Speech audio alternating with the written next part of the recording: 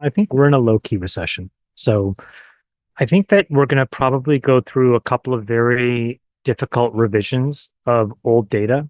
The thing to remember about non-farm payrolls isn't as much what the number is, but if you actually look to the number of times it then gets revised, the reality is that these things get revised constantly. And right now we're in this trend where we are overestimating and revising down.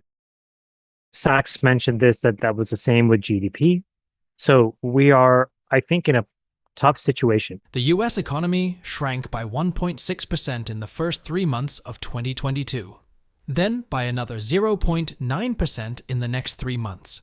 Though back-to-back quarterly contractions meet one definition of a recession, the National Bureau of Economic Research researchers who determine when the US is in recession decided none of the other factors they consider before calling a recession had been triggered. The White House also pushed back against calls that the US was in a recession. President Biden cited record job growth, as did Treasury Secretary Janet Yellen, who described the economic conditions at the time as unique. When you're creating almost 400,000 jobs a month, that is not a recession, Yellen said. This is not an economy that's in a recession. A recession is a broad-based weakness in the economy. We're not seeing that now. In the months after that, and through the following year, Yellen and the Biden administration maintained that the US economy was showing great strength and resilience despite the Federal Reserve's aggressive rate hike campaign. They often cited the job numbers, record low unemployment rate, strong consumer spending, and household savings as signs of, in Yellen's words, an economy in transition, not in recession. The narrative held on for several months until everything got almost completely unraveled last week after the Bureau of Labor Statistics dropped July's unexpectedly low job numbers. According to billionaire investor Chamath Palihapitiya and other members of the All In podcast, the US economy is most certainly already in a recession or heading for one within the next few months. Chamath, venture capitalist David Sachs, and Ohalo CEO David Friedberg discussed some very gloomy views about the US economy, predicting that some very challenging times lie ahead for the US economy before the year ends. As we bring you clips from the latest episode of the All In podcast, please take a little time to like this video, subscribe to the channel, and turn on post notifications for more videos like this. Everything you do helps with the YouTube algorithm and immensely contributes to the channel's growth. Thank you, and enjoy the video. And then what you're seeing is folks that run very cyclical businesses are telling us in very plain spoken English that demand isn't there. So the one that was interesting this past week, Jason, you mentioned millennials, but like Airbnb, where you think all these young people are running around YOLOing whatever cash they have, Airbnb had a massive warning on demand. So when I think the excess capital, whether it's the stimmy check or what have you, has been exhausted, you're now starting to see it bear out in these cyclical businesses. I don't think the demand is there. I think we're in a recession. It probably becomes more obvious in Q3 and Q4. And so Powell's going to have to cut. The question is, will he overreact to the pressure and cut 75 to 100 versus 25 and take it slow? Obviously, you have to account for inflation and government spending. How much of government spending is driving economic growth? Today, the US is proposing to spend $7.3 trillion next year out of $25 trillion GDP. So the US federal government is roughly 30% of GDP.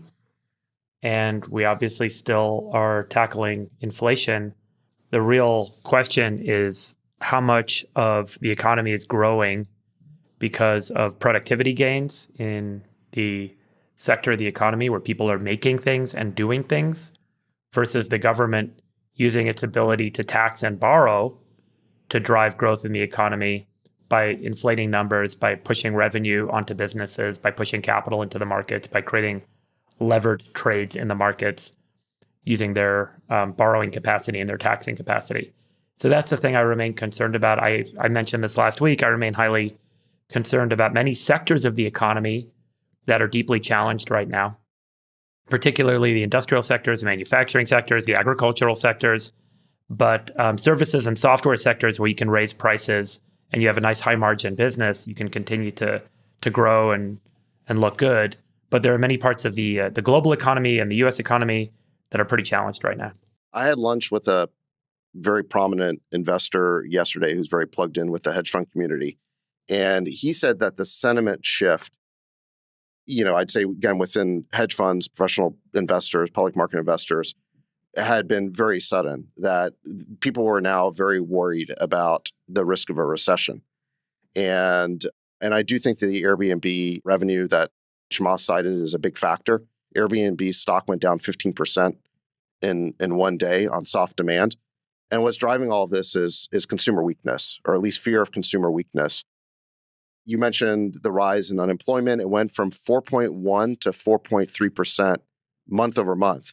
So 4.3 is still a pretty low number by historical terms, but to jump so much in 1 month, that's a pretty big increase. And then, of course, it's up from 3.5% a year ago. So we're seeing pretty big increases in unemployment. 10% year over year, 5% month over month is very significant. Yeah. So these are big changes. There's real evidence of consumer weakness. And I think professional investors are getting quite worried about the risk of a recession. And if you were to remove the impact of government spending, it's pretty clear the private sector is in a recession. I mean, like we've been talking about, government's been going hog wild with spending. The government is running 6% of GDP deficits. The latest Q2 growth number was something like 2%.